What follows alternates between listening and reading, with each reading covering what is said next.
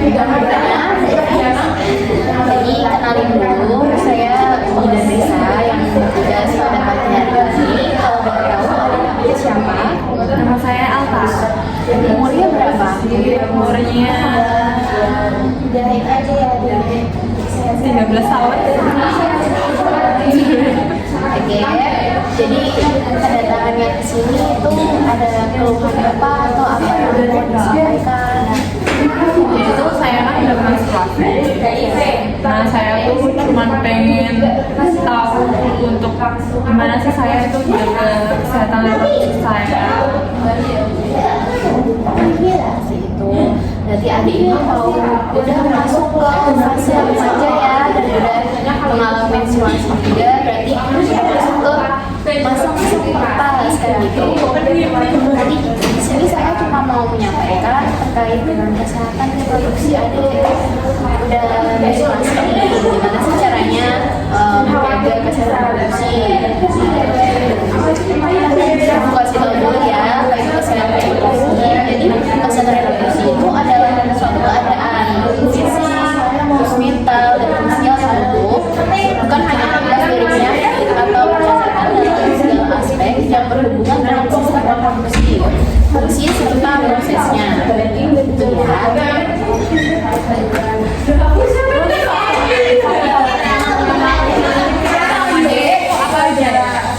Faktor-faktor yang bisa mempengaruhi kesehatan reproduksi ada banyak, termasuk tadi ada kebersihan organ-organ genital atau kelamin, terus akses terhadap pendidikan, terus hubungan seksual pranikah atau seksual sebelum menikah, penyalahgunaan narkotika dan obat, terus pengaruh efek sosial, ada akses terhadap pelayanan kesehatan reproduksi, hubungan harmonis dengan keluarga, terus penyakit menular seksual, pengetahuan, perubahan psikis, dan kegiatan dari remaja.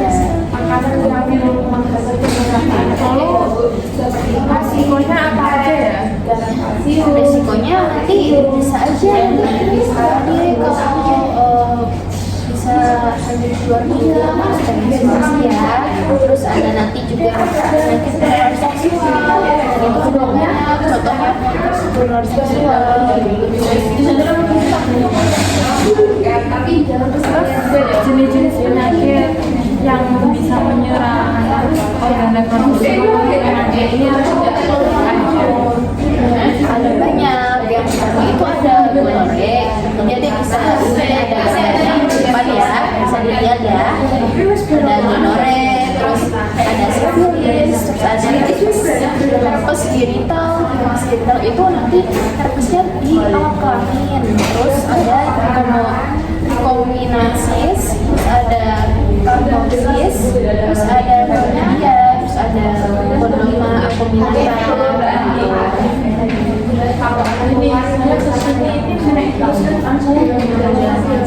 penting nggak sih kebersihan, menjaga kebersihan buat remaja itu? Tentu penting banget karena kebersihan itu kan cerminan diri juga, terus kan kebersihan hal yang penting dalam mencegah berbagai penyakit infeksi tadi, terus menjaga kesegaran dan keindahan tubuh pada lagi masa pertumbuhan ya, terus menjaga kebersihan itu sangat penting.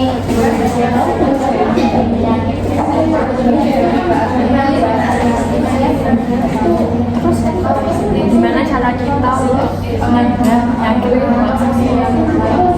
Caranya ada salah satunya itu hindari perbuatan-perbuatan yang beresiko, terus tidak melakukan hubungan seksual sebelum menikah, menghindari kehamilan dini karena usia perawangan, terus nanti sudah menikah terus kenapa tidak berganti-ganti pasangan, terus berani menolak ajakan yang berisiko, terus hubungan sebelum menikah agar tidak tertular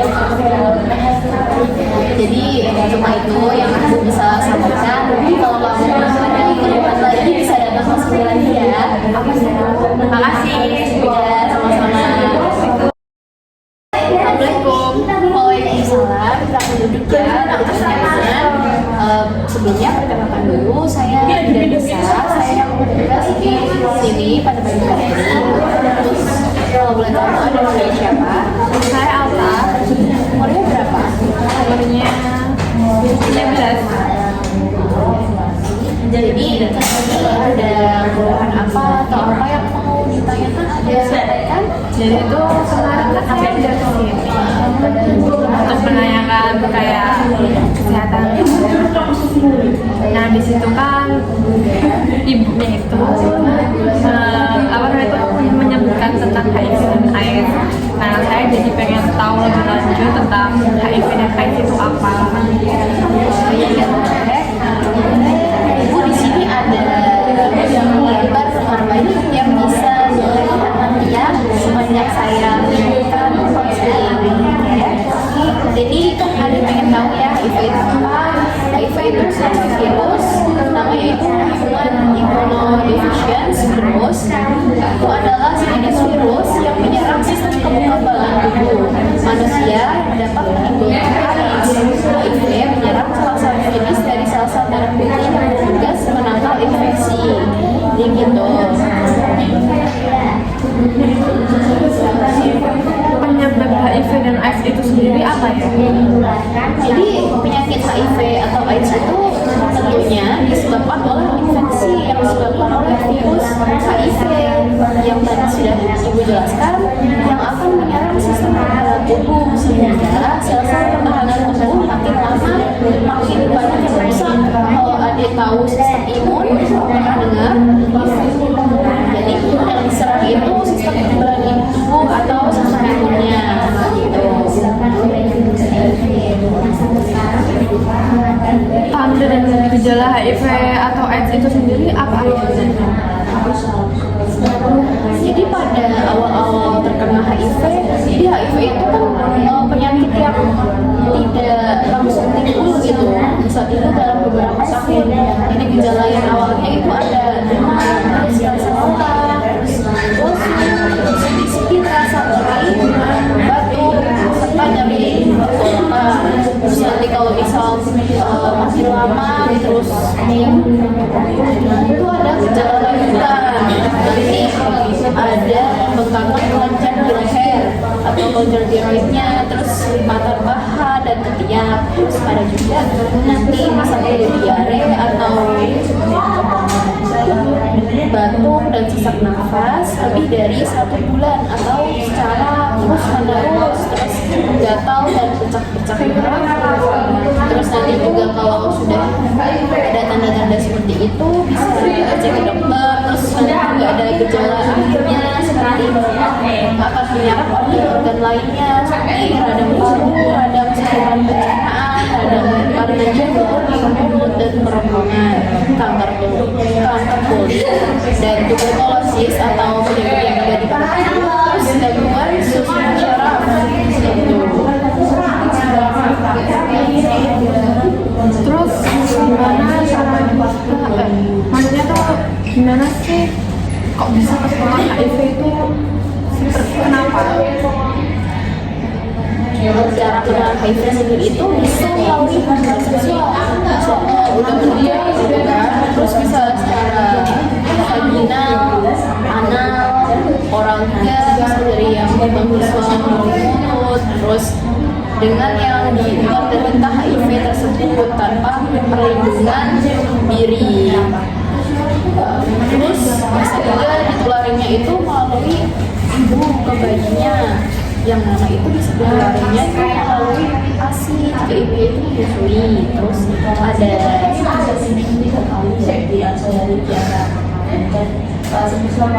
dari ditularkan dari melalui udara, itu sangat cepat. Virus HIV itu ditularkan melalui udara. Terus ada juga bisa ditularkan dari alat-alat penunjuk seperti jarum suntik, terus ada pisau, ada silet, ada tato yang mungkin alatnya itu dibuat bergantian. Dan salah satunya ada yang mengidap penyakit HIV bisa ketularan.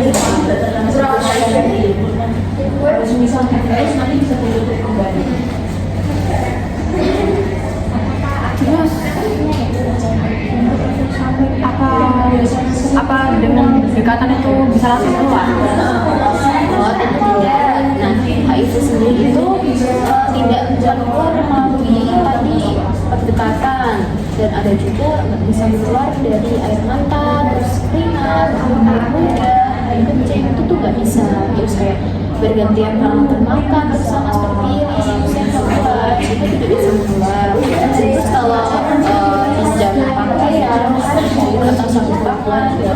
bisa menular ya. Terus ini atau obat yang hamilnya itu buat tiang itu juga menularin virus HIV. Terus ada juga di corona, terus berpelukan, ada jabatan tangan, terus serumah sama penderita HIV, terus dari gigitan nyamuk atau hubungan sosial. Contohnya pendekatan tadi itu nggak bisa langsung menularkan virus HIV. Terus gimana sih cara mencegahnya biar nggak tertular AIDS atau HIV? Nah, cara pencegahannya itu bisa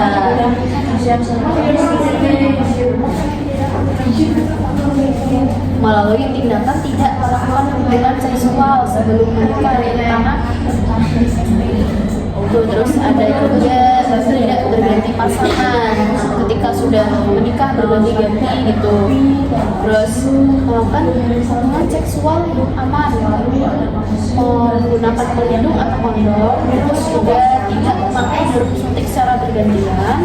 Terus juga ada menghindari pemakaian alat atau bahan-bahan yang tidak steril.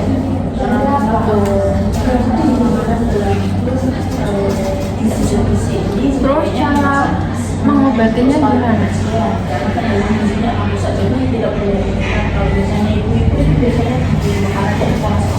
Jadi ada sih yang untuk pengobatan virus HIV sendiri juga ada obat-obatannya, tapi tidak bisa menyembuhkan, hanya bisa untuk memperlambat perkembangan virusnya. Ada beberapa golongan, juga ada kombinasi. Salah satunya ada SNRTI.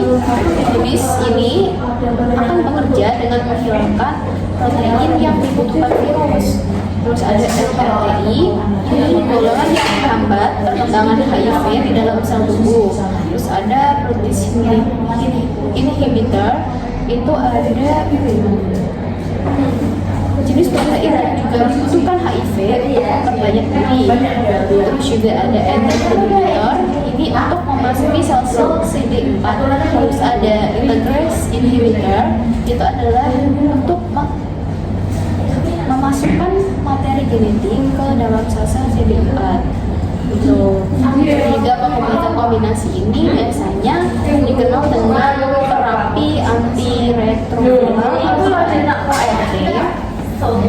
Biasanya tuh ini digunakan akan sesuai dengan pasiennya gitu, tergantung pasiennya. Setiap pasien itu akan diberikan kombinasi obat yang berbeda-beda sesuai kemampuannya. Jadi bersifat khusus atau pribadi seperti itu. Terus cara pencegahannya itu gimana? Cara pencegahannya itu kalau dia masih sekolah ya kan, jangan pakai jarum bergantian, jangan buat aneh-aneh jarumnya, apalagi gantian. Terus perhatiin kalau kamu tuh punya luka yang terbuka, siapa tahu teman kamu juga ada yang mengidap virus HIV, kan juga bisa tertular dari lukanya. Terus ada nanti bisa vaksin seperti vaksin hepatitis A atau hepatitis B gitu. Terus juga ada bisa konsumsi obat namanya itu pre-exposure prophylaxis atau PEP. Itu untuk yang memiliki lebih dari suatu pasangan, misal ganti-ganti pasangan, tapi tidak dianjurkan ya. Terus hindari atau jauhi seks bebas, terutama adik kan masih sekolah, takutnya nanti ada yang temannya mengidap HIV, dan seperti itu. Ya, seperti itu. Nanti kalau misal ada mau datang ke sini mau tanya-tanya lagi, boleh ya. Terima kasih. Oke. Waalaikumsalam. Selamat berbulan dengan nyaman. Sebelumnya perkenalkan dulu, saya Bulan Nisa yang akan bertugas pada pagi hari ini. Kalau boleh tahu nama adik siapa? Nama saya Alta. Ya, umurnya berapa?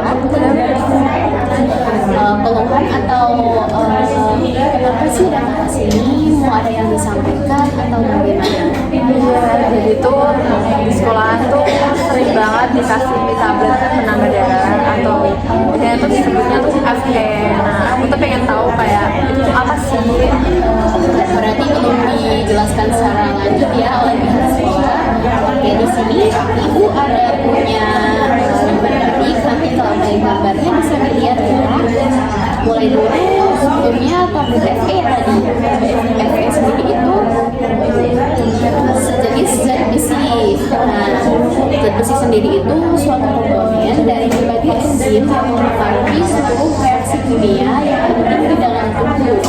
Besi juga merupakan komponen dari hemoglobin yang memungkinkan sel darah merah membawa oksigen dan mengantarkannya ke jaringan tubuh. Ya. Kegunaan FE atau zat besi sendiri itu apa?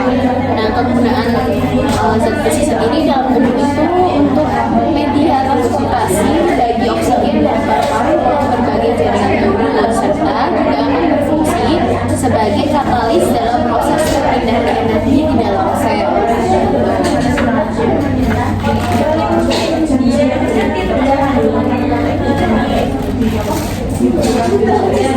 Kalau apa itu untuk ukurannya itu kebutuhan energi gimana?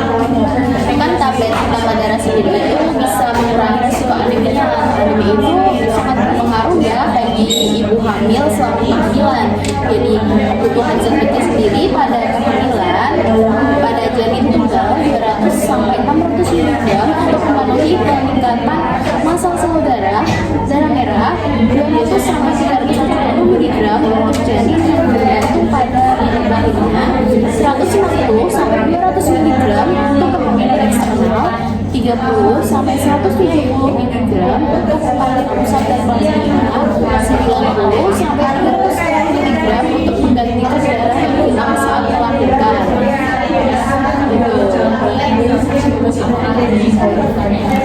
Terus kebutuhan FS sendiri per hari berapa?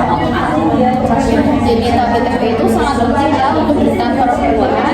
Jadi kebutuhan konsumsi per hari ya itu ibu hamil akan memerlukan rata-rata 3,5 sampai 4 mg zat besi per hari. Kebutuhan ini akan meningkat secara signifikan dalam trimester terakhir atau detik-detik mau si bulan-bulan saat akan melahirkan, yaitu rata-rata 2,5 mg atau pada awal kehamilan menjadi 4,6 mg per hari. Terus kamu tablet FS sendiri itu kapan? Yang baik untuk yang tablet FE itu pada saat sebelum tidur malam, pemberian zat besi harus dibagi serta dilakukan dengan interval sedikitnya 6 sampai 8 jam dan kemudian interval ini ditingkatkan sehingga 12 atau 24 jam jika timbul efek samping. Diminum dengan air putih atau air jeruk dan vitamin C untuk mempermudah penyerapannya. Seperti itu. Terus cara minum tablet FE gimana? Cara yang minum tablet FE itu diminum 3 kali sehari di antara makan. Jadi waktu perut kosong setelah makan saat setelah makan dapat menghambat penyerapan tablet FE sendiri.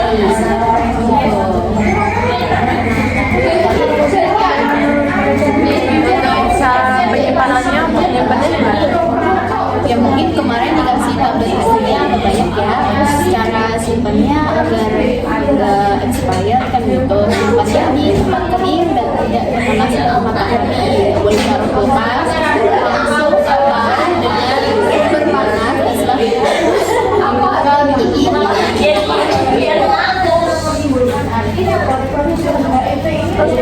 Efek samping dari tablet FS ini itu apa?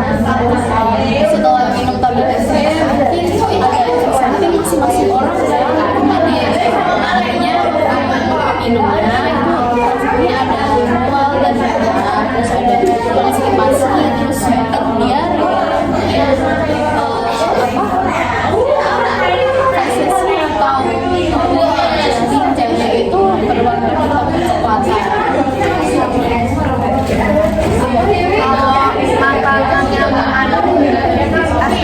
zat besi tersebut apa? Selain dari tabung FE itu juga ada makanan yang mengandung zat besi, terutama produk dari protein hewani, tentunya daging telur, selain itu zat besi juga banyak terkandung di dalam berbagai jenis kacang-kacangan seperti kacang kedelai dan kacang hijau, berbagai jenis sayuran dan juga buah-buahan. Kalau makanannya bantu penyerapan Fe, Bisa ada tuh makanan yang mengandung vitamin C, contoh misalnya untuk meningkatkan imun berperan dalam membentuk protein dan program penyembuhan luka. Selain itu, untuk membangun kekuatan plasenta ibu hamil membutuhkan vitamin C sebanyak 70 mg. Terus selain vitamin C juga ada vitamin B12. Itu penting sekali bagi pertumbuhan normal RBC dan untuk berfungsian sel-sel tulang, sistem persyarafan dan saluran cerna. kalau makanan yang menghambat penyerapan Fe, Selain itu juga ada makanan-makanan yang bisa memperlambat penyerapan zat besi sendiri ya. Contohnya itu kopi, teh, garam, kalsium, magnesium, dan vitamin dapat mengikat Fe sehingga mengurangi jumlah serapan. Jadi bisa dikurangin kayak kopiannya, tehnya jangan setiap hari. terus untuk cara mengolah makanannya Sebaiknya ketika mengolah makanannya itu dimasak untuk sekali penyajian, jadi sekali masak karena kandungan gizinya rusak jika dihangatkan, nggak boleh diangetin gitu kan masakannya. Terus jangan konsumsi setelah lebih dari 6 jam. Siang terus dimakannya malam itu nggak boleh ya, itu bisa merusak kandungan zat besi